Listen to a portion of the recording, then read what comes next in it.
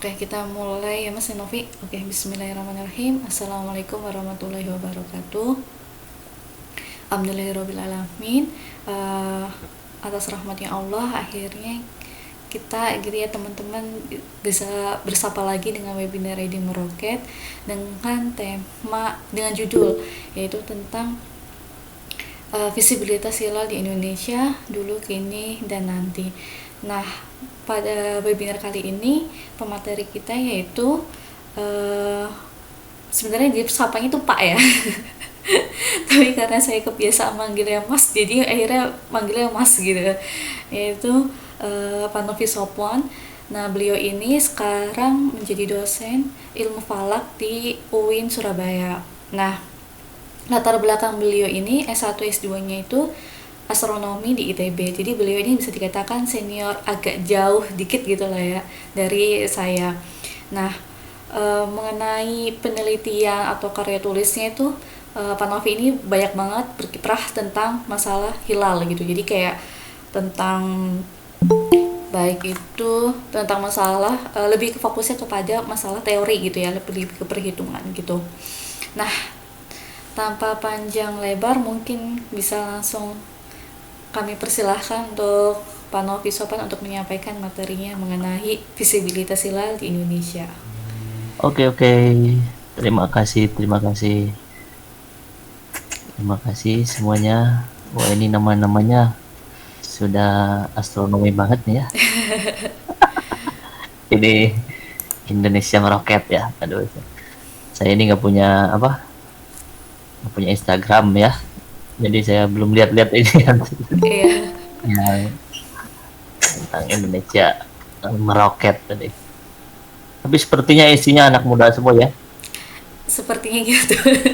Kebanyakan biasanya anak muda. Oke, ya.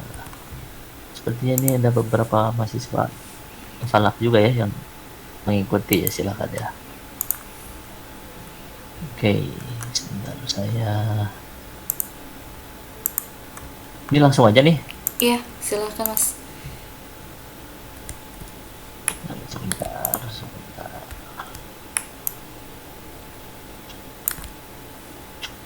Share screen.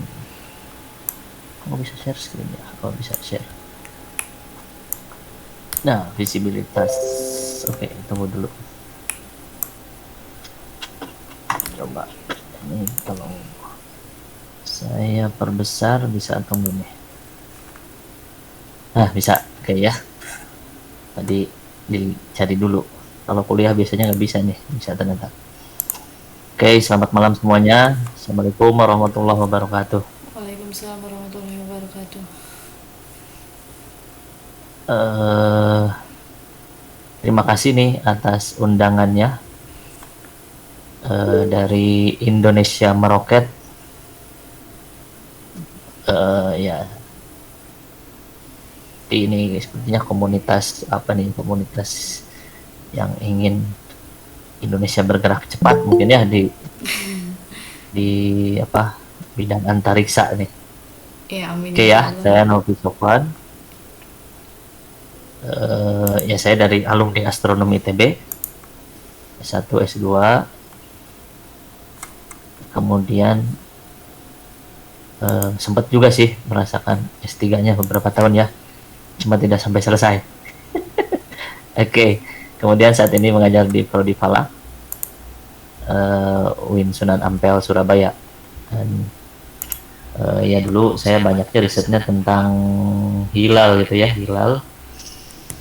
Jadi ketika kuliah dulu ya nggak ada kuliah hilal ya di astronomi itu. Jadi yang ada hilalnya itu paling di sistem kalender, tapi sistem kalender secara keseluruhan. Jadi tapi kalau di riset ya banyak ya eh, tema-tema visibilitas hilal yang bisa dijadikan riset di astronomi. Apalagi sekarang banyak prodi falak, nah ini bisa jadi juga lebih lebih mendalam ya. Jadi nanti di sini saya akan cerita tentang visibilitas hilal ya di Indonesia, perkembangannya ya dari dulu sampai saat ini, kini, dan nantinya kira-kira mau jadi seperti apa gitu ya, atau ya nantinya visibilitas hilal ke arah mana gitu ya untuk masa yang akan datang. Nah ini ada emailnya saya kalau mau kontak lebih lanjut ya. Nah sebenarnya memang jarang ya yang di astronomi meneliti tentang hilal. Setelah saya mungkin Mbak Kansa ini ya. Nah nggak tahu Iya, sekarang siapa lagi yang melanjutkan ya. Memang jarang juga yang berminat. iya. Oke ya, nanti kita lihat visibilitas hilal itu nanti ada dua ya, visibilitas hilal sebagai penentu awal bulan Islam. Nah ya, nanti ini biasanya ramai pada saat mau Ramadan, kita harus menentukan kapan Ramadannya gitu ya. Nah, ini ramai visibilitas hilal lagi. Kemudian eh, visibilitas hilal juga bisa sebagai penentu keterlihatan hilal ya. Jadi kalau kita mau lihat hilal ya ada syarat minimumnya lah gitu ya, visibilitas hilal ini sebagai syarat minimum ya. Syarat minimumnya dari mana nanti kita lihat ya. Jadi ada dua ya, ada sebagai penentu dan sebagai, nah ini penentu atau penentu pergantian awal bulan, kemudian penentu pada saat pengamatan hilal gitu ya, visibilitas hilal ini. Jadi hilalnya bisa terlihat atau tidak nanti. Nah jadi ini selain visibilitas hilal, ini saya juga akan menjelaskan tentang ini ya, pengamatan hilal ya. Ini karena salah satu paket ini ya, pengamatan hilal dan visibilitas hilal.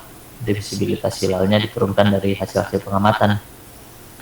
Nah kalau teman-teman lihat sabit bulan atau nanti suatu saat atau pernah lihat sabit bulan, nah jadi di langit kalau hilal itu kan bulan muda ya, nanti itu bisa lihatnya kira-kira dekat dengan maghrib, setelah maghrib atau sebelum maghrib. Nah itu bulannya bulan muda namanya, di arah barat berarti ya, sekitar arah barat. Kalau sekitar arah timur, bulan sabitnya berarti itu fase bulan tua ya. Nah jadi ya sebenarnya sama aja, fase bulan tua, fase bulan muda. Nanti dia membentuk sabit bulan ya. Cuma yang dijadikan sabit bulan penentu awal bulannya sabit bulan yang muda ya. Bulan muda. Kalau yang udah kerja itu bulan muda gajian ya. Jadi hilalnya terlihat atau enggak? Berarti kalau terlihat nanti gajian ya. Tapi kita gajiannya pakai sistem Masehi ya. Nah jadi ini ada sabit bulan ya, kalau di layar teman-teman ada sabit bulan ya. Ini dua sabit yang berbeda ya, dua sabit bulan yang berbeda, tapi di sini mau saya berikan bahwa ada parameter ya, parameter posisi. Jadi posisi sabit ini nanti yang biasanya secara mudah atau secara mudah bisa menurunkan visibilitas hilal ya. Nah, biasanya arah sabit ini mengarah ke matahari ya, mengarah matahari. Jadi kalau teman-teman lihat sabit bulan, lihat aja arah sabitnya ke arah mana. Nah itu pasti dia mengarah ke matahari. Jadi kalau seperti ini dia mataharinya ke sebelah kanan sini ya. Kalau yang ini ya, ini ada agak ke bawah di sini, agak ke kanan sedikit. Ini hampir lurus ya. Nah kalau sabit bulan nanti di atasnya kita bisa lihat earth sign ini ya. Nah earth sign ini. Oke, jadi nah misalnya yang ini saya foto di sini dekat rumah ya. Kalau yang ini di pinggir laut ini. Jadi kalau yang layarnya HP-nya bagus, ini bisa kelihatan di sini ujung laut. Ini saya kasih ya dari sini ya. Nah ini biasanya disebut horizon ya, batas horizon kita. Jadi horizon pengamat. Jadi kalau di atas ini kita bisa lihat benda-benda langit nih atau terbit ya. Kalau lewat dari horizon berarti dia udah terbenam ya. Nah jadi nanti hilalnya itu, nah dari horizon tegak lurus ke bulannya ini disebut tinggi nih ya, tinggi bulan biasanya atau tinggi hilal. Kemudian nanti misalkan di sini ada nanti ada lagi ya. Nah ini misalnya tinggi ya dalam derajat. Ini berapa derajat nih?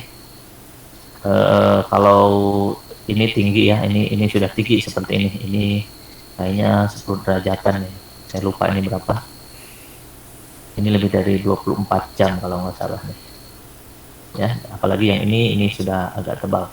Nah, hilal sebagai penentu awal bulan itu lebih tipis dari ini ya, ini diambil pakai DSLR, jadi biasanya hilal untuk penentu awal bulan itu lebih tipis lagi, lebih sulit lagi dilihat ya. Tapi kalau teman-teman berhasil melihat, wah itu indah sekali ya. Teman-teman bisa lihat ada cahaya yang sangat tipis, yang melengkung gitu ya, lengkungan cahaya yang sangat tipis di langit gitu ya, di langit senja atau di langit pagi kalau sabit bulan biasa ya. Nah ini ya, jadi ada ketinggian nanti dalam derajat ya, dalam derajat ini seperti derajat di busur ya, busur derajat. Nah kalau lihat ini misalnya ya, hitungan derajatnya ini misalnya yang bulat di sebelah kanan ini yang ada aksennya, ini kira-kira setengah derajat ya, jadi bulan itu bundarannya setengah derajat. Berapa derajat sampai ke sini ketinggiannya ya tinggal dikalikan aja ya, bisa dihitung misalnya bikin bulatan di sini, ke bawahnya berapa kali bulatan. Di ini ada tinggi, nanti tinggi ini dijadikan salah satu parameter untuk keterlihatan visibilitas hilal ya secara posisi. Nah jadi posisi ini ada lagi. Nah jadi kalau di hilal itu bisa, atau pada saat hilal, jadi nanti bulannya itu bisa di sebelah kiri, bisa tepat di atas, bisa tepat di atas matahari ya pada saat matahari terbenam, bisa di sebelah kanan ini ya.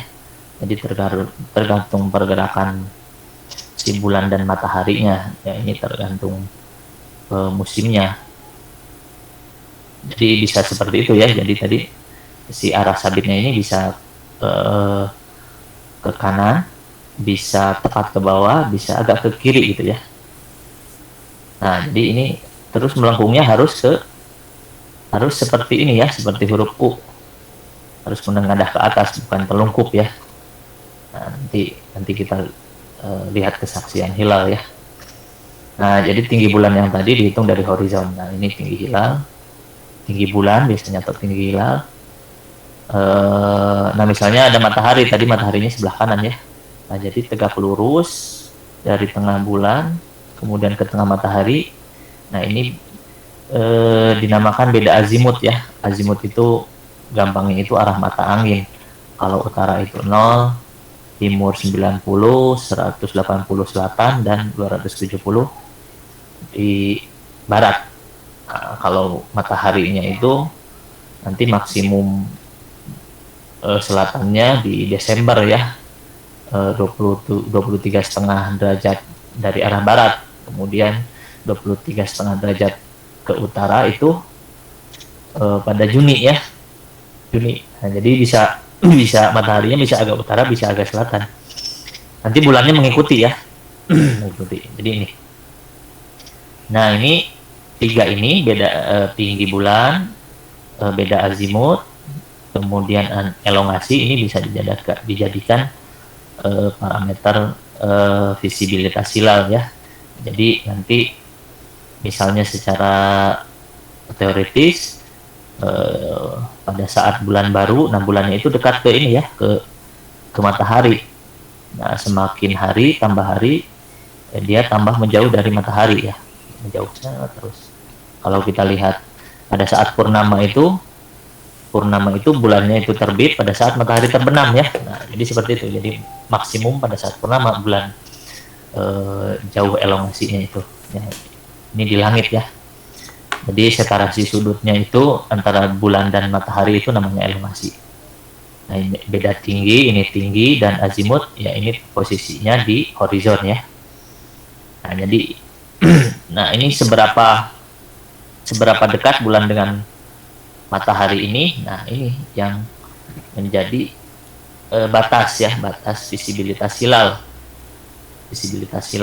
yang bisa diamati misalnya.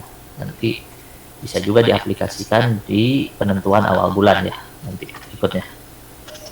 Oke ya, nah ini kira-kira seperti ini sabit bulan, bisa di atas, bisa di bulannya bisa di kiri, di kanan, atau tepat di atas ya. Jadi misalnya bulan kemarin di sini, di agak ya hampir tepat. Nah, bulan bulan berikutnya bisa aja di kiri, bisa aja di kanan gitu ya. Nanti kita harus dihitung secara tepat ya. Oke, nah ini jadi ya tadi sabit bulan itu bagian dari fase bulan ya. Nah, kalau bulan baru, nah misalnya ini bumi di tengah ini ya. Ini bulan ini bergerak di sini, mengelilingi bumi. Mataharinya ini di sebelah kanan, ini sebelah kanan jauh ya. Nah, ketika bulan baru, nah ini kita melihat ke matahari, otomatis ada bulan di situ ya. Makanya ketika bulannya agak bergeser sedikit, nah di situ terjadi sabit yang sangat tipis ya, terbentuk sabit yang sangat tipis. Nah itu awal bulan. Kemudian ini purnama di sini. Ya tentu ini ada kemiringan ya, kemiringan orbit bulan terhadap ekliptika ya. Kalau tepat satu bidang seperti ini misalnya ya, ini kita ibaratkan kita berada di atas bumi yang sangat jauh, kita bisa lihat bulan mengelilingi bumi, kemudian mataharinya sebelah kanan. Nah, kalau tepat satu bidang di sini, setiap bulan baru itu dan bulan purnama harus terjadi gerhana ya. Di sini gerhana matahari, di sini gerhana bulan. Tapi ini enggak ya, karena ada kemiringan orbit bulan mengelilingi bumi 5 derajat ya, terhadap kemiringan ini, terhadap bidang edar bumi mengelilingi matahari yang dinamakan ekliptika ya. Nah jadi ini ada bulan baru, kuartil pertama ini setengah, ini bisa dibagi 4 kuadran gitu ya. Ya makanya satu bulan itu 4 minggu ya. Nah ini jadi ini seminggu. Kalau seminggu dari awal bulan, kalian atau teman-teman bisa lihat fase setengah di atas kepala. Nah misalnya pada saat matahari terbenam ya, pada saat matahari terbenam, pada purnama di sini mau terbit ya. Nah jadi seperti itu. Makanya kalau lihat gerhana bulan itu gerhana bulan kalau terjadinya hampir lebih lama gitu ya. Nah, karena di sini pada saat purnama. Oke ya, jadi kuartil akhir. Nah, ini di sini bulan baru, ini bisa dilihatnya pada sore hari nih. Di sini ini bisa malam hari nih, di sini ke sini. Nah, di sini bisa pagi hari nih. Jadi kalau teman-teman lihat pagi-pagi lihat bulan bisa ya. Nah, ini bisa ini fase tua. Oke ya. Nah, dari tinggi tadi ini banyak sekali ya jelimet mungkin ya, tinggi. Jadi pada saat posisi tadi ya, pada saat matahari terbenam, posisi hilal tadi, ini tinggi bulan. Nah sebenarnya bisa dihitung ya, bisa dihitung tinggi bulan saat matahari terbenam. Kemudian tadi ini elongasi ya, elongasi itu yang miring tadi itu. Nah di sini coba saya hitungkan gitu ya. Nah itu sebenarnya bisa kita hitung ya. Nah ini jadi banyak nih. Jadi kita bisa menghitung parameter-parameter yang tadi untuk setiap bulan ya. Karena kita perhitungannya sekarang sudah sangat presisi ya. Nah ini ya nanti dijelaskan lebih lanjut ya. Nah ini untuk mana nih? Jadi yang titik-titik ini keseluruhan hilal yang terjadi. Misalnya ini di Pelabuhan Ratu kalau tidak salah ya, Pelabuhan Ratu Jawa Barat. Itu biasanya titiknya dijadikan tempat ngamat itu tuh BMKG tuh ya. Kalau masih nggak tahu ya, nanti coba masih nggak dijadikan tempat ngamat BMKG ini Pelabuhan Ratu. Nah jadi kita bisa menghitung setiap bulan Islam posisi yang tadi itu ya, tingginya berapa, elongasinya berapa. Nah kita bisa plotkan. Jadi ini kita plotkan semuanya ya, ternyata kalau untuk penentu awal bulan itu punya punya sebaran yang sangat sempit ya. Ini untuk misalnya di ekuator nih begini. Jadi dijelaskan lebih lanjut ini terkait ini ya. Nah jadi seperti ini sebenarnya jadi posisi yang bulan saat matahari terbenam itu bisa dihitung ya. terlihat atau tidaknya nanti belakangan itu ya. Tapi posisinya kita bisa hitung secara akurat. Hitung misalnya ini dari awal Hijriah sampai 3000 Hijriah. Ini bisa nih ya. Tapi nanti apakah terlihat atau tidak, nah itu perlu dibuktikan ya. Kita harus ngelihat langsung. Di garis-garis ini saya jelaskan lagi di belakang ya. Nah, jadi di sini diperlihatkan nih, di sini saya hitung mana di sini di Banda Aceh, kemudian Jayapura, Labuhan Ratu, sama Pontianak ini kalau salah ya. Jadi untuk yang dekat ekuator ya, lokasinya sangat dekat ekuator. Nah ini paling sempit tuh ya.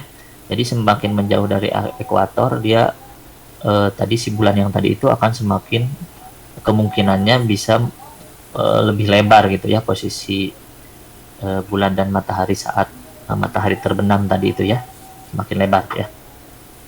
Jadi kita bisa melihat elongasi yang tinggi, elongasi yang lebih besar dengan pertambahan lintang ya. Jadi berarti kalau teman-teman ada di misalnya di Eropa, di lintang-lintang tinggi ya, di Jepang misalnya, itu kita bisa lihat dengan elongasi yang kalau kita misalnya di sini elongasinya sampai berapa di sini?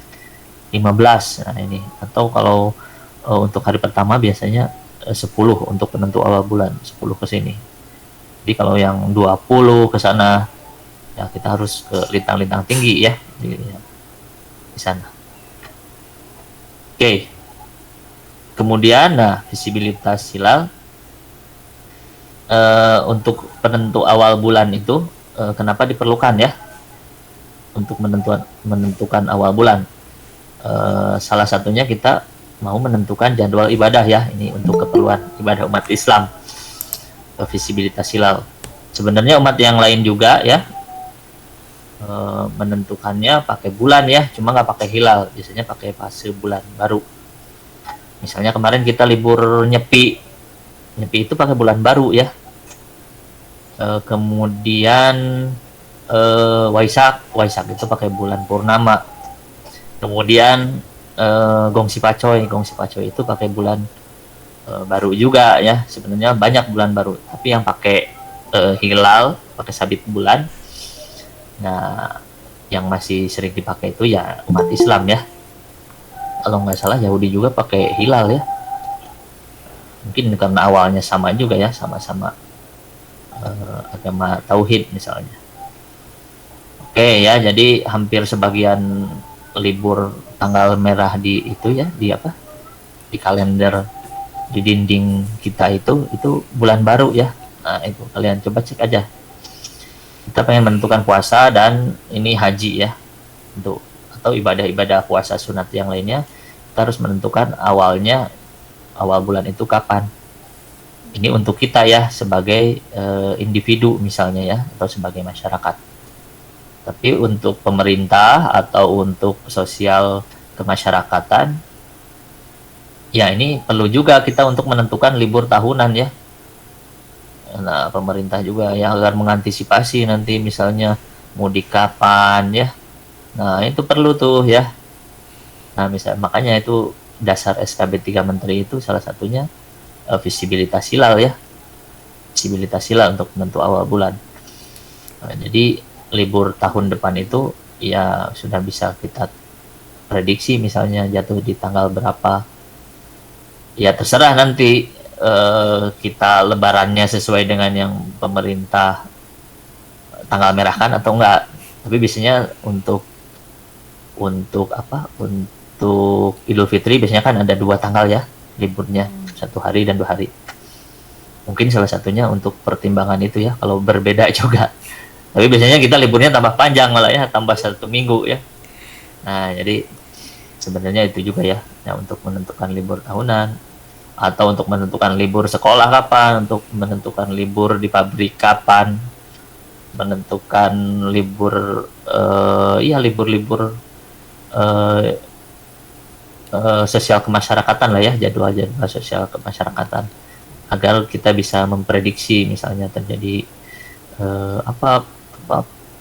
pergerakan massa yang besar misalnya ya pada saat mudik, nah, itu bisa diprediksi. Nah itu ya terkait kalender.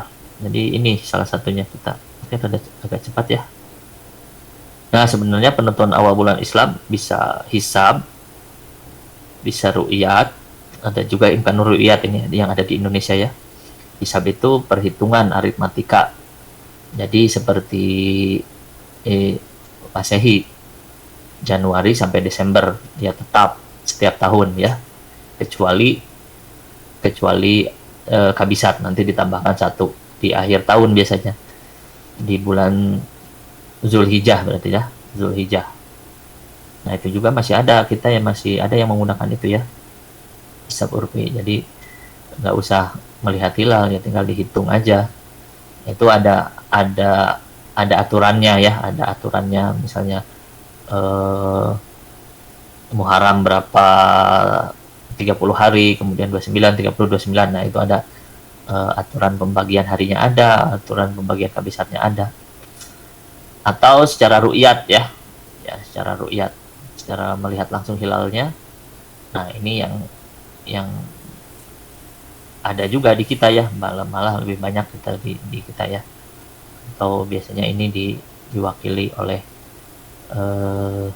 Nahdlatul Ulama misalnya ya, teman-teman dari Nahdlatul Ulama ini yang menganut cara ini. Atau nah ini ada imkanur ru'yat, visibilitas hilal. Jadi kita pakai visibilitas hilal ya. Kalau ru'yat ini kan kita harus melihat hilal besoknya pada tanggal 29 itu 29 bulan Islam. Nah besoknya itu tanggal 30 atau 31 ya. Nah ini satu lagi ada imkan ru'yat ya, jadi pakai visibilitas hilal. Jadi ya kita pakai visibilitas aja atau pakai parameter aja. Sudah memenuhi belum parameternya? Kalau sudah memenuhi, nanti dia boleh ganti tanggal di hari berikutnya misalnya ya.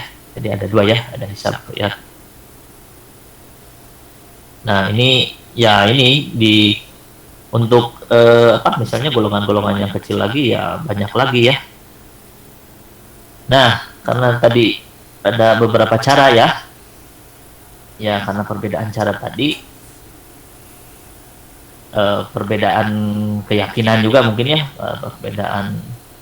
Jadi timbullah masalah nih ya, karena perbedaan hisab ini di awalnya ya. Jadi di awal sebelum 80 ke bawah itu ya perhitungan bulan dan matahari belum akurasinya belum seperti saat ini ya.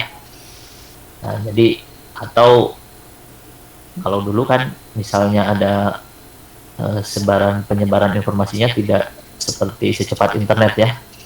Kalau dulu hanya ada di buku misalnya atau di jurnal. Nah, jurnalnya juga dalam bentuk buku ya. Jadi kita harus beli misalnya lewat pos. Butuh berbulan-bulan mungkin ya. Nah, jadi hanya orang-orang khusus yang bisa mempelajari itu ya. Terbatas. Kalau sekarang kan dengan internet kalian bisa tahu metode apapun asal kalian bisa menghitungnya misalnya ya. Bisa. Nah, jadi ini 80-an ke bawah itu ya, ini hisabnya itu banyak ya, cara perhitungannya itu. Hisabnya ada yang menghitung hisab tadi, ada juga nanti hisabnya berbeda, menentukan tinggi dan bulannya juga bisa berbeda nanti ya. Selain tadi penentuan bulannya secara hisab semua misalnya ya. Tapi untuk yang menganut ru'yat juga nanti hisab atau perhitungan untuk menentukan tadi tinggi hilalnya misalnya, elongasinya bisa aja berbeda nih ya.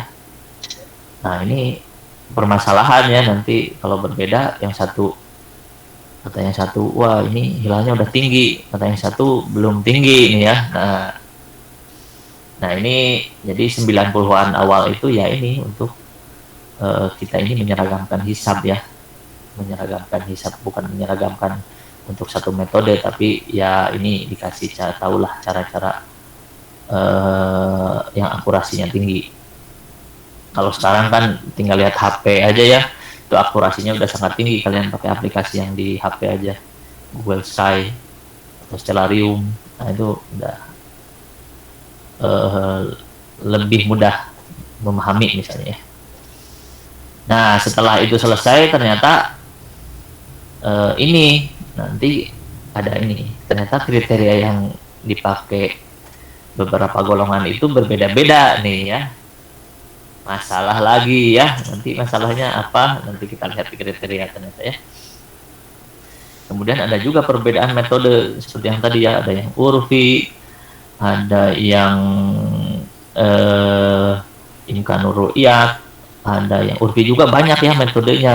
Jadi kita itu jangan hanya masalahnya misalnya atau metode kita itu bukan hanya yang dianut Muhammadiyah dan NU dan Persis misalnya ya.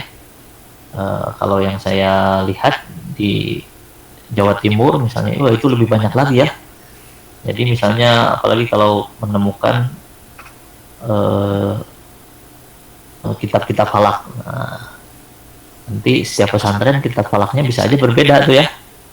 Nah, setiap kitab falak itu cara menentukannya berbeda-beda ya. Ada yang dihitung langsung, nanti ada juga yang menggunakan yang menghitung posisi, ada kitab yang bisa menghitung posisi bulan dan matahari misalnya. Nah jadi ternyata lebih rumit lagi permasalahannya ya, bukan hanya beda hari raya lagi ya ternyata ya. Nah, jadi kalau pada awalnya kita di astronomi, dulu astronomi itu masuk ke perbedaan kriteria atau perbedaan hisab ru'yat ini di tahun berapa ya, 90-an ya kalau misalnya. Karena kita di astronomi biasanya ya udah kita bisa menghitung akurasi yang tinggi untuk posisi bulan dan matahari, apa yang dipermasalahkan gitu ya, tinggal kita ru'yat aja. Ternyata tidak sesederhana itu ya permasalahannya. Oke, saya percepat. Nah ini salah satunya ya, jadi ini untuk memperlihatkan bahwa ini untuk menghitung aja banyak caranya ya. Untuk yang bawah ini sebenarnya nanti rumusnya bisa aja sama semua ini ya, dari yang misalnya astronomis Persis ini biasanya ini sama semua, hampir sama lah ya.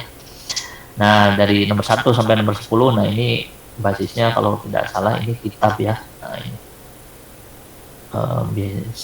ya ketika yang basisnya kitab ini yang agak sulit ya, karena biasanya ini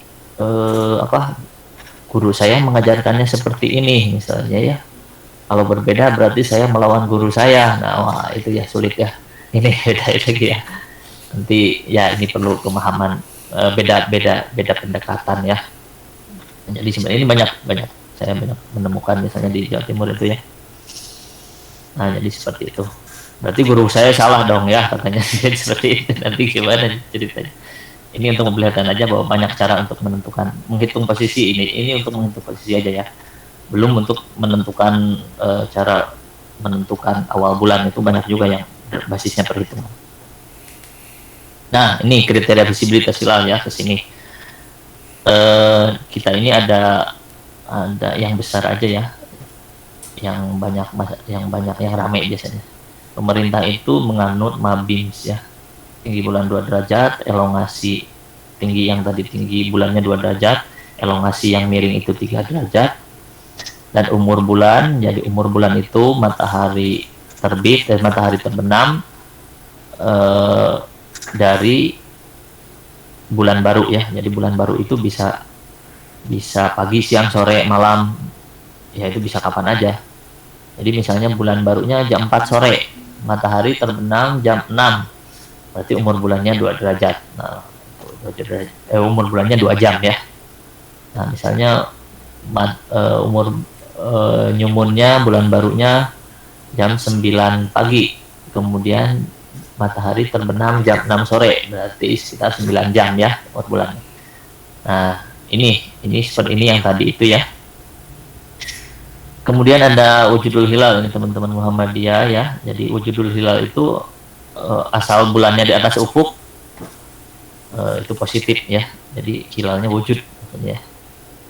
asal bulannya di atas ufuk, jadi tingginya tidak minus, tidak di bawah ufuk gitu ya, tidak di bawah horizon. Kemudian ini Persis, kalau nggak salah Persis ini menggunakan kriteria 8 nih ya, kriteria 8 yang tahun 2000 kalau tidak salah. Nah jadi kalau kita lihat di sini di yang grafik yang tadi, yang ini hilal semua ya.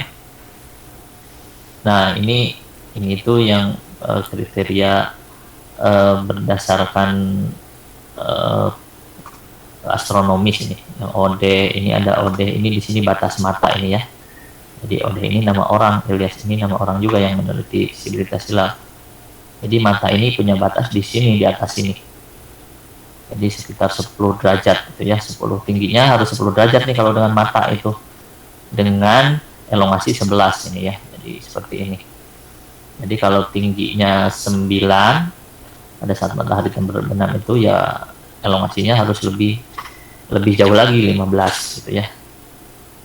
Nah ini dengan mata. Jadi kalau di bawah ini, nah ini yang garis OD minimum ini, ya ini batas dengan teleskop ini ya. Batas dengan teleskop kriterianya. Ini diturunkan dari hasil pengamatan hilal ya biasanya. Jadi mengumpulkan berbagai data pengamatan hilal. Ya ini dapatlah ini di sini garis-garis ini. Kemudian ini elongasi 6,4 itu rekornya ya. Jadi tadi itu elongasi yang miringnya itu paling kecil ini segini. Dengan batasnya pada saat matahari terbenam ya. Nanti ada hilal siang. Oke. Nah ini yang secara astronomis ya untuk pengamatan hilal. Jadi misalnya untuk pengamatan kita harus memenuhi ini nih. Jadi misalnya tingginya 5, elongasinya 6,4 dan seterusnya ke sini ya. Misalnya sampai ke tingginya 4, ini elongasinya harus 11 misalnya ya, seperti itu. Nah, jadi inilah, jadi dari sini kita, dari perhitungan posisi hilal ini, posisi hilal kita bisa lihat ternyata hilal itu seperti ini. Tidak satu posisi ya, tidak satu posisi. Jadi kriterianya itu tidak satu posisi. Kemudian untuk yang MABIMS ini, nah kira-kira ini tingginya 2 derajat. Biasanya yang diambilnya itu banyaknya 2 derajat ya, walaupun ada 3 parameter ini. Lebih familiarnya 2 derajat. Tapi sebenarnya harus memenuhi tiga-tiganya ini ya, 2 derajat. Elongasi 3 derajat, kemudian umur bulan 8 jam. Ya kira-kira kita ambil ini aja 2 derajat ya. Jadi di sini ya lebih rendah daripada kriteria astronomis lainnya ya. Walaupun secara astronomis ya ini sulit untuk dilihat ya. Nah nanti teman-teman BMKG ini harus membuktikan nih 2 derajat. Jadi kalau 2 derajat itu ya itu 4 kali piringan matahari ya. 4 kali piringan matahari. Piringan bulan ya, sama aja 4 kali. 2 derajat itu seperti itu. Kemudian wujudul hilal di mana? Ya selama hilalnya di atas ini kan tingginya 0 ya. Selama hilalnya di sini, nah di sini di atas sini ya sudah ganti tanggal kalau teman-teman Muhammadiyah itu. Kalau Persis ini saya lupa ya, kalau nggak salah 3 di sini nih, di bawah ini sedikit lah. Nah, kemudian yang terbaru itu ada ini rekomendasi Jakarta ini. Ini jadi kita mengusulkan elongasinya ini nanti ini 8 dikomandoi oleh 8 ini, elongasinya 6,4 tapi tinggi bulannya harus 3 di sini ya. Nah, tentu nanti kita lihat ya tentang untuk Ramadan ini. Oke, saya cepat ya. Nah, walaupun yang MABIMS ini didapatinya misalnya dari pengamatan yang minim gitu ya. Jadi sebenarnya hilalnya itu banyak nih sebenarnya dalam jangka waktu yang jangka panjang ya. Tapi kita baru melakukan beberapa ini dari hasil laporan pengamatan hilal awal bulan ya. Jadi sangat sedikit sekali ya. Jadi dari yang membentuk kriteria MABIMS ini pengamatannya. Nah ini tadi kita kan pakai posisi ya, sebenarnya ada juga pakai umur bulan, misalnya bulan berapa lama, berapa jam dari jarak nyumun dari matahari terbenam itu berapa lama nih ya. Jadi sebenarnya permasalahan sabit bulan ini bukan hanya sekarang, ini dari zaman Babilonia ya. Nah, jadi kita mengembangkannya pada saat keemasan Islam tuh ya. Ini basisnya pengamatan nih. Jadi dulu yang paling gampang, karena dulu nggak ada teleskop ya, pakai mata aja. Jadi hilalnya harus 1 hari dulu, nunggu 1 hari dari new moon baru bisa kelihatan itu pakai mata. Nah sekarang ini basisnya data, walaupun di sini banyaknya basisnya data pengamatan mata ya. Baru 90 ke sini setelah ada kampanye pengamatan hilal, nah itu baru teleskop masuk ke situ, data teleskop. Nah sebenarnya kita kalau membangun kriteria visibilitas hilal perlu data pengamatan hilal. Tapi pengamatan hilal itu bisa dengan mata telanjang, dengan binokular, dengan teleskop. Nah ini suasananya ya. Jadi kalau teman-teman nanti bisa gabung misalnya di yang dekat-dekat rumahnya, di tempat pos observasi bulan biasanya yang banyak kemenag ya. Dan di sana itu rame ya. Yang bawa alat itu ya sedikit biasanya. Ya baru akhir-akhir ini kita pakai teleskop yang go to ya, yang bisa nyari posisi dengan akurasi tinggi ya. Walaupun perlu alignment juga misalnya, perlu referensi. Kalau dulu-dulu itu misalnya di 90-an, 2000-an, itu 2000-an sampai saya lulus aja tahun 2008 misalnya, itu teleskop itu masih jarang ya yang pakai motor ini, masih mahal lah. Jadi kalau dulu-dulu itu banyaknya ya seperti ini namanya gawang lokasi ya, ngamatnya pakai mata. Ini untuk melokalisir aja di langit misalnya sesuai perhitungan ini posisinya ada di dalam lokasi ini gitu ya. Kalau lihatnya dari sini, kalau kita lihat dari si bapak yang ini lagi, yang di belakangnya itu beda lagi ya. Beda lagi ya. Jadi ya biasanya misalnya ini ormasnya berbeda nih ya. Yang satu di sini misalnya pak bawa ini gawang lokasi, misalnya di sini ormas berbeda.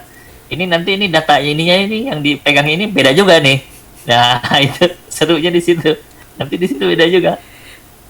Nah ini gawang lokasi yang ini udah agak baru sebenarnya. Nah ya ini melokalisir seperti ini aja misalnya dari satu titik. Tapi yang lucunya misalnya nanti yang di samping, yang di belakang lihat ke sini juga.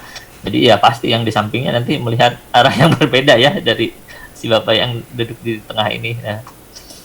Nah jadi seperti inilah ya. Jadi ramai sekali kalau kita amat hilal. Jadi nah sebenarnya basis data pengamatan hilal mata telanjang itu kalau kita seriuskan gitu ya, ini harusnya lebih banyak ini ya. Jadi binokular. Nah ini baru sekarang kita mengamat pakai hilal, pakai teleskop. Nah cuma masalahnya terdokumentasi atau tidak ya, mungkin yang terdokumentasi di teman-teman BMKG nih ya. Oke saya cepat ya. Nah ini kemudian kesaksian hilal, ini penting juga ya. Jadi yang diputuskan di sidang isbat itu berdasarkan kesaksian. Nah ini kita lihat di sini basis kesaksiannya. Ini yang paling lengkap yang saya lihat ya.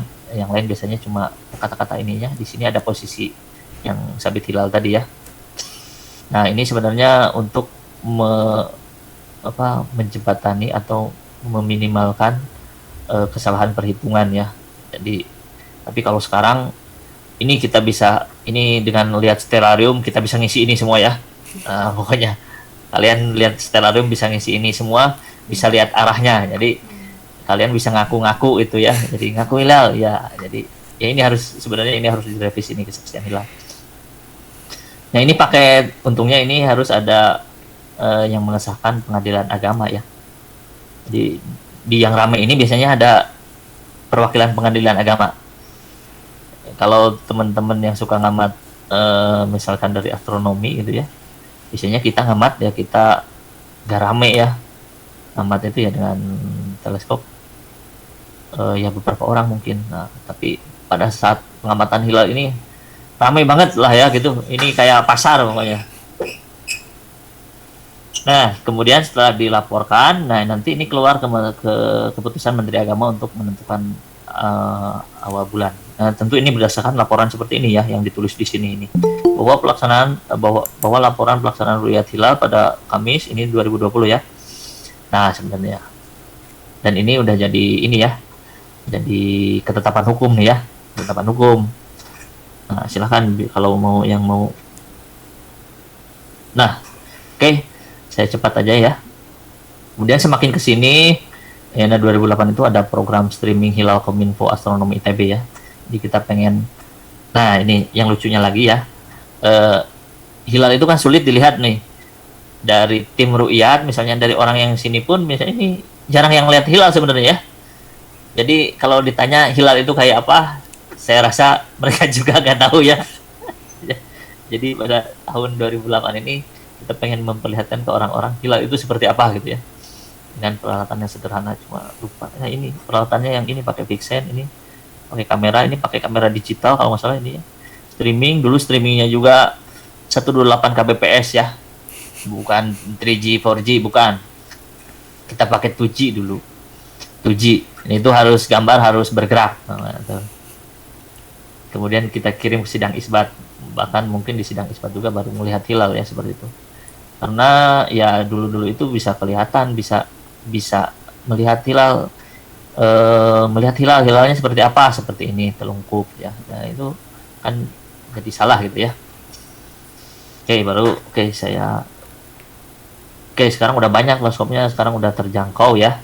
Kemudian jangkauannya sudah banyak sekarang di perguruan tinggi PTKIN, apalagi PTKIN ini yang ada falaknya ini semakin agresif mungkin ya, menuju ke observatorium.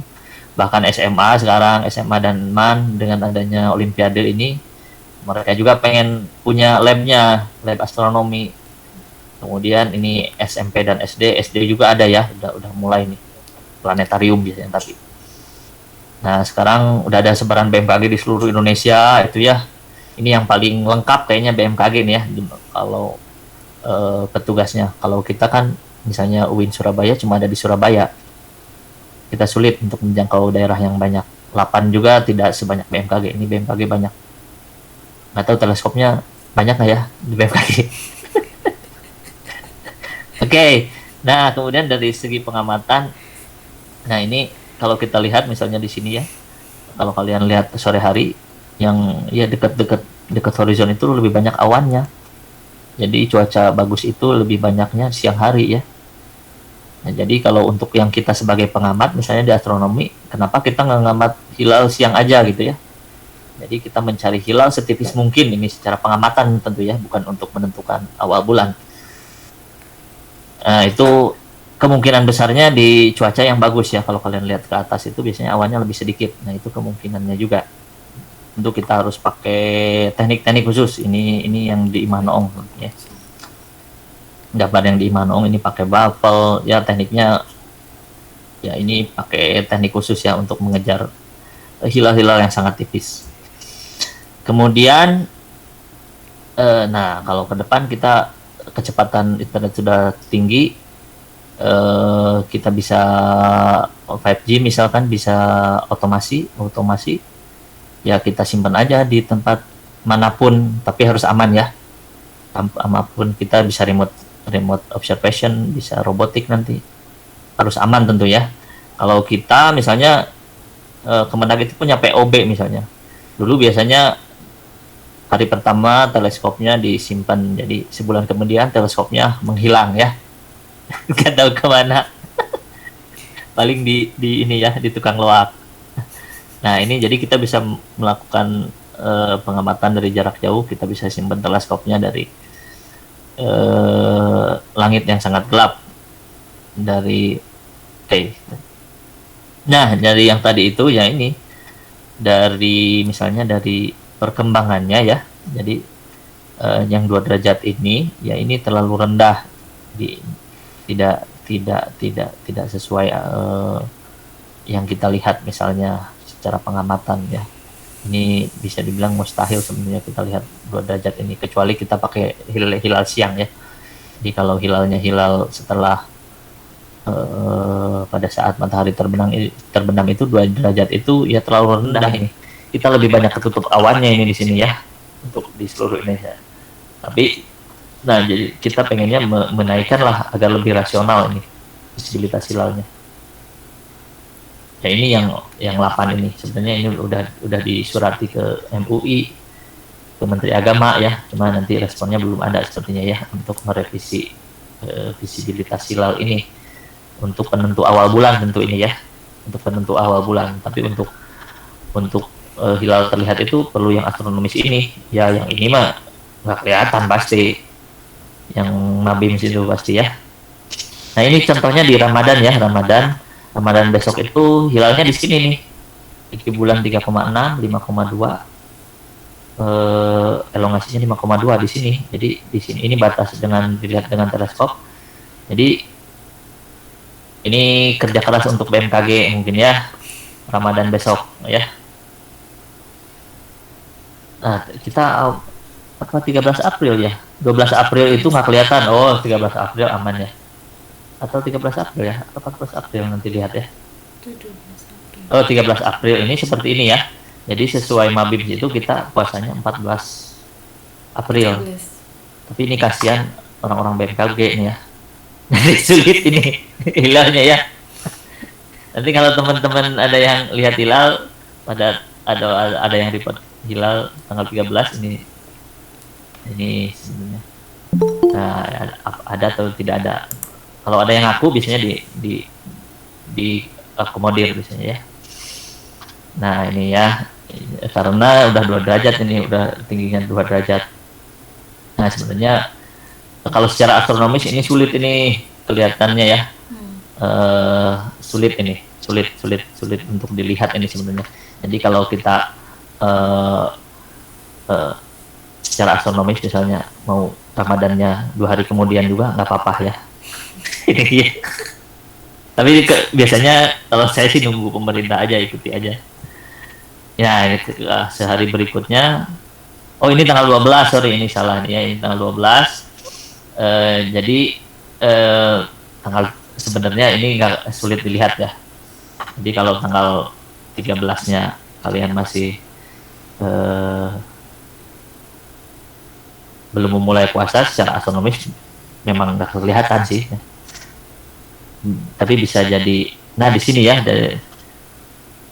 Tapi untungnya Muhammadiyah dan NU masih sama sepertinya ya. Kalau lihat Mabim NU biasanya mengikuti Mabim juga sih ya, mengikuti pemerintah biasanya. Oke, yang ini Syawal ya sudah di atas secara astronomis, walaupun ini sulit juga ya. Jadi kita Syawal itu tidak ada masalah ya, penentuannya secara penentuan. Zulhijjah juga sama ya.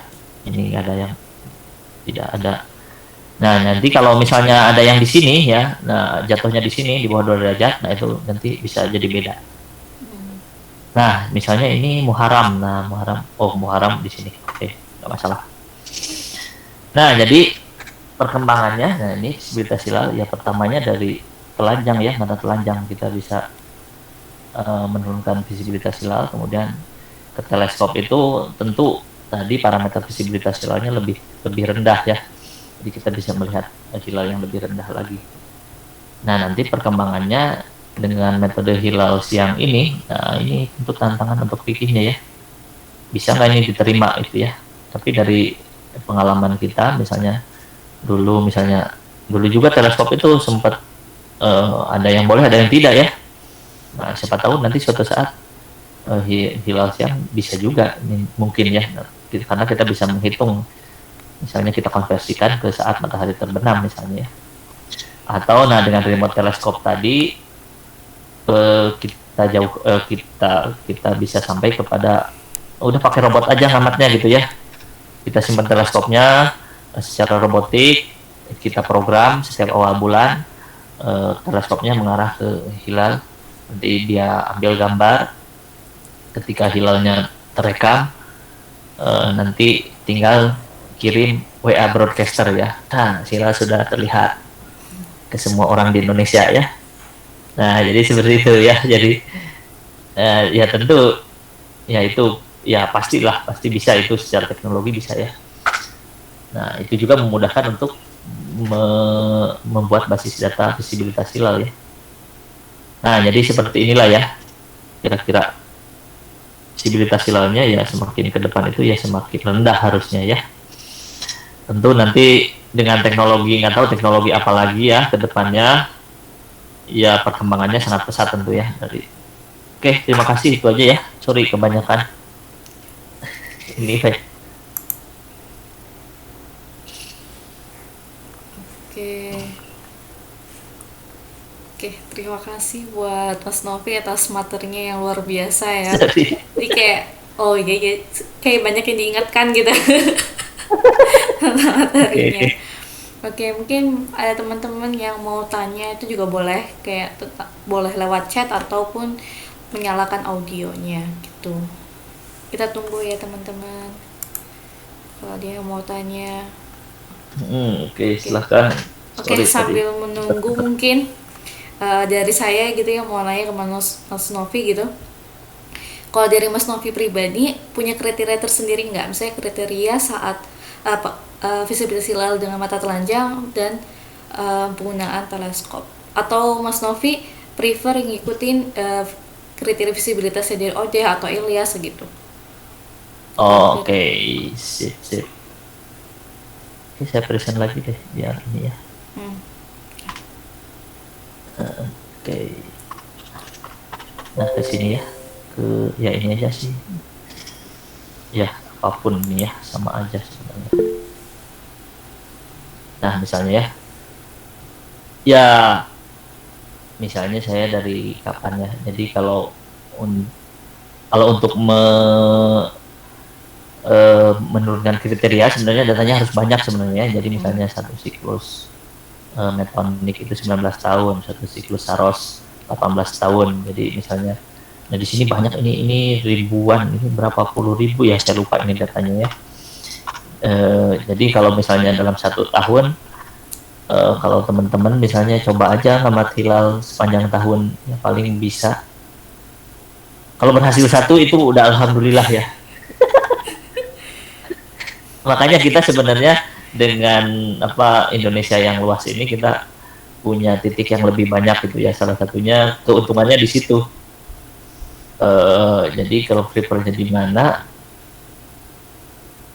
ya sebenarnya dari pengalaman aja masih di sini masih cuma sekali gitu ya.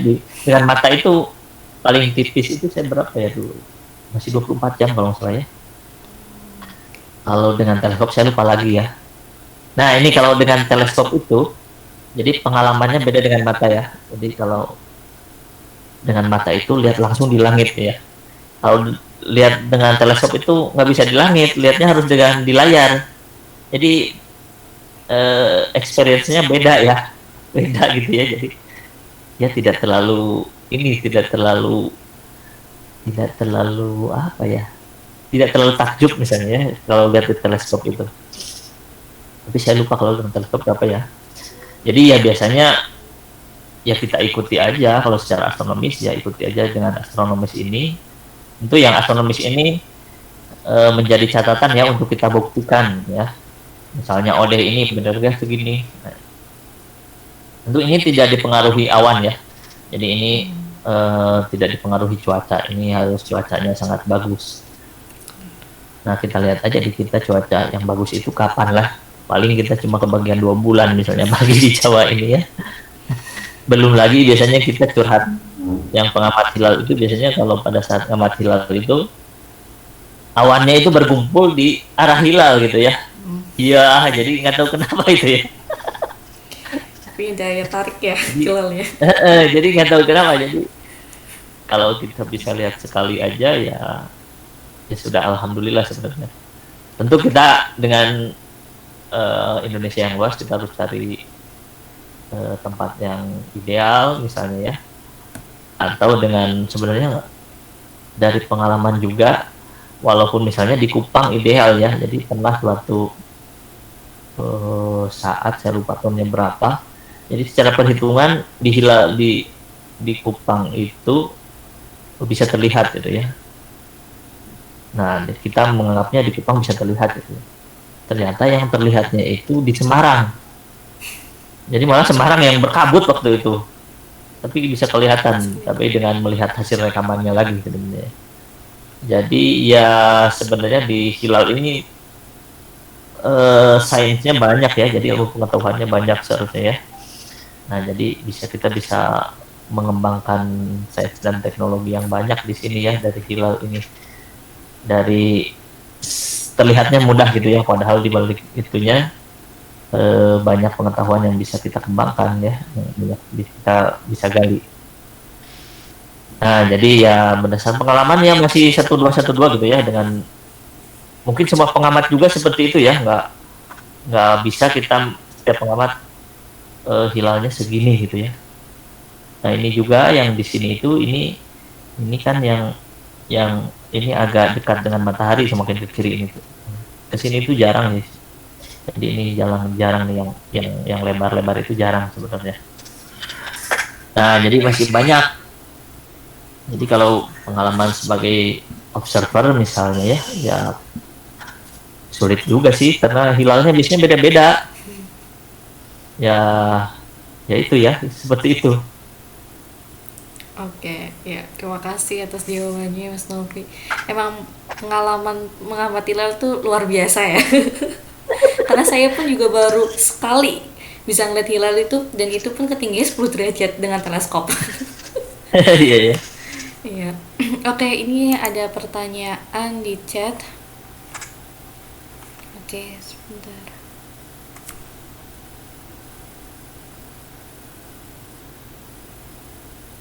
Oke, tips dan trik ya.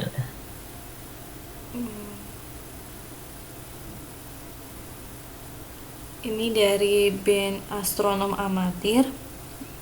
Assalamualaikum kak, saya mau tanya. Aduh, ini maaf tiba-tiba gak nge-hack. Oke, nggak apa-apa, saya bisa baca lah. Oke. Oke, ini sepertinya teleskopnya yang manual ya, tidak GoTo, tidak boleh ini kalau hilal itu, lihat hilal itu tidak seperti melihat benda langit di malam ya, di malam hari. Misalnya lihat bulan di malam hari, bulannya biasanya ada dulu ya, ada dulu baru kita arahkan. Tapi kalau lihat hilal ini, hilalnya nggak ada dulu gitu ya, bukan nggak ada, nggak kelihatan. Tapi hilalnya ada, bulannya ada di situ, cuma hilalnya tidak terlihat dengan mata. Problemnya adalah kita harus mengarahkan teleskop tepat ke arah bulan. Permasalahannya bulannya tidak terlihat gitu ya pada langit sore itu.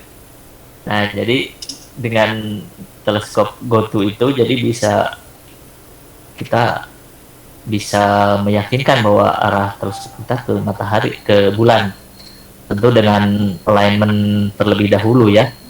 Kita pastikan dia mengarah ke utara dengan benar. Biasanya kita alignmentnya ke matahari, mengarah ke matahari dengan benar. Nah kalau yang manual, coba aja pakai aplikasi yang ada di itu, di apa, di HP ya. Nah coba di Findernya ganti pakai HP gitu ya.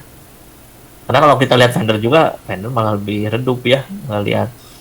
Coba aja pakai HP gitu, HP, tapi perlu latihan ya. Kalian perlu latihan, misalnya arah bulannya di HP di mana, misalnya di Google Sky itu. Terus nanti coba, nah itu perlu latihan ya, bukan tidak mungkin, perlu latihan. Malah kalau bisa dengan teleskop manual, wah itu sakti itu ya, jagoan berarti ya. Kita aja pakai teleskop GoTo ini bisa pakai manual lah, itu jagoannya. Tapi kalau misalnya teleskopnya ditempatkan di tempat yang tidak berpindah-pindah, nah kemungkinannya bisa. Jadi nanti tadi yang azimut dan altitude itu referensinya bisa pakai gedung misalnya ya.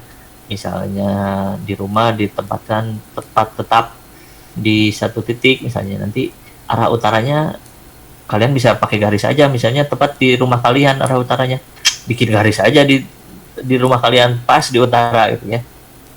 Nanti ke situ azimutnya tepat di situ, azimutnya ke situ misalnya, terus pakai kompas jadi bisa nanti azimutnya akurasinya tinggi gitu, akurasi presisi gitu ya.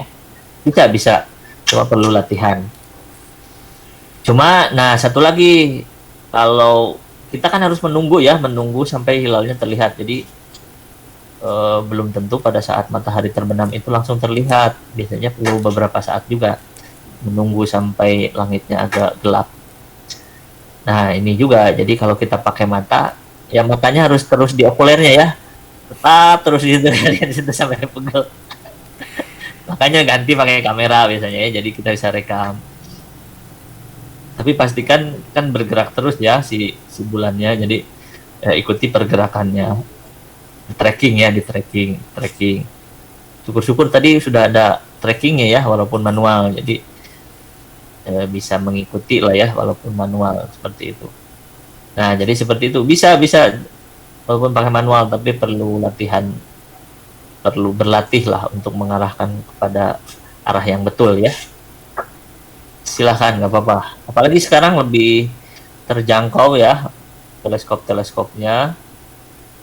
Ya untuk yang gue tuh memang masih ya setidaknya lebih terjangkau dari beberapa tahun ke belakang gitu ya. Oke, kira-kira itu ya. Ini ada pertanyaan lanjutan dari Ben Astronom Amatir, apakah perlu filter matahari?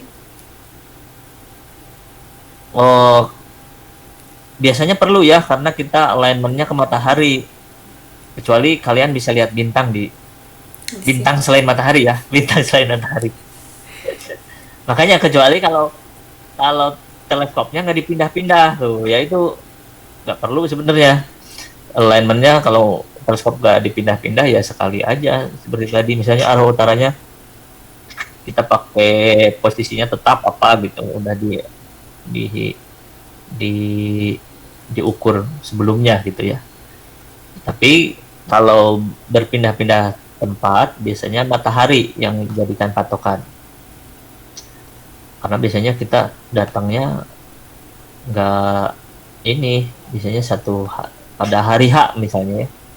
Kecuali kalian mau ngamati hilal misalnya datangnya 2 hari sebelumnya kalian bisa pelajari dulu tempatnya di situ ya, utaranya mana, kemudian alignment ke bintang misalnya itu. Oke. Ini dia Oke, pertanyaan. kira-kira seperti itu ya. Ya. Tapi pada saat melihat hilalnya, matahari filternya dibuka ya. Iya. Nanti nggak kelihatan hilalnya. Gelap ntar.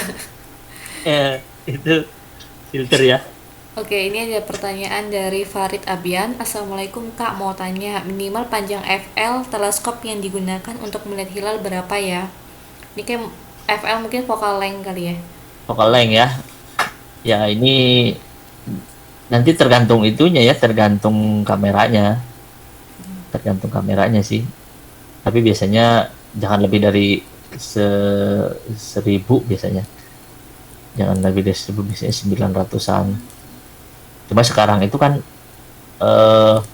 pendek-pendek nih. Semakin kesini teleskopnya itu saya lihat semakin compact ya.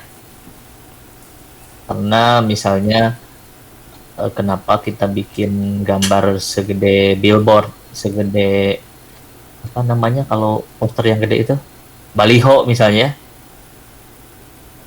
Kalau kita cukup lihat gambarnya cuma segede A4 gitu ya, tapi hilalnya ada gitu ya. Nah gitu, jadi nggak usah gede-gede juga. Nanti sekarang itu apalagi sekarang nanti terkait harga juga ya, terkait harga semakin misalnya focal length-nya semakin panjang ya bisa aja semakin mahal, atau kameranya chipnya semakin besar biasanya semakin mahal, itu pasti ya. Nah, sekarang kan banyak kamera yang ZWO itu yang kecil-kecil gitu ya, atau yang merek Cina sekarang lebih banyak lagi ya. Nah, kalian bisa latihan dari yang ya sesuai kebutuhan sebenarnya ya. Nah itu, kecuali kalau instansi ya belilah semahal-mahalnya ya. Biar berbeda dari yang lain, biar yang lain nyarinya ke kita gitu ya. Oke ya, jadi seperti itu, silakan. Jadi sebenarnya ya dengan misalnya di Palak gitu ya, sebenarnya kita awalnya dulu itu mengamati hilal misalnya, pikiran di mahasiswanya ya, tetapi ya Kalau teleskopnya hanya cuma dipakai tentang hilal aja, ya terlalu mubazir misalnya ya. Kalian bisa lihat yang lebih daripada hilal ya. Tapi hilal biasanya menjadi satu apa? Yang membuka kita memiliki teleskop misalnya ya, membuka kita punya prodi falak lebih banyak. Kalau dulu astronomi cuma satu ya, sekarang lumayan lah banyak temennya setidaknya. Gitu, oke. Oke. Mungkin ada lagi nih yang teman-teman yang ingin ditanyakan gitu tentang masalah visibilitas hilal gitu, atau mungkin teknik pengamatan. Teknik pengamatan ya boleh.